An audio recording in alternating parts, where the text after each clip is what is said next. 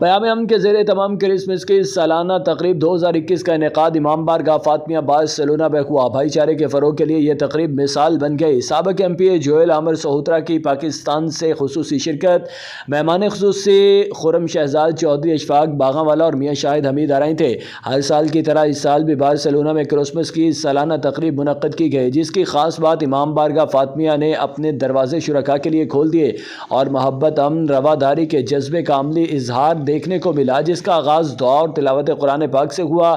تقریب میں مسلم، مسیحی، سکھ اور دیگر کمیونٹیز نے بھرپور شرکت کی۔ میزبان پیام امن اسپین کے صدر جوزفین کرسٹینا تھیں، جبکہ مہمان خصوصی خرم شہزاد صدر تحریک انصاف والنسیا چودھری اشفاق باغاں والا اور میاں شاہد حمید آرائیں تھے۔ ممتاز مسیحی رہنما سابق ایم پی اے جوئل عامر سہوترا نے خصوصی شرکت کی۔ نظامت کے فرائض راجہ شفیق کیانی نے ادا کیا۔ مختلف مقررین نے خیالات کا اظہار کیا اور امن کے لیے جوزفین کرسٹینا کے کردار اور ان کی کاوش کو سراہا گیا، جبکہ آرگنائزر کی طرف سے مختلف شعبہ زندگی میں نمایاں رہنے والوں کو تعریفی سرٹیفکیٹ سے نوازا گیا۔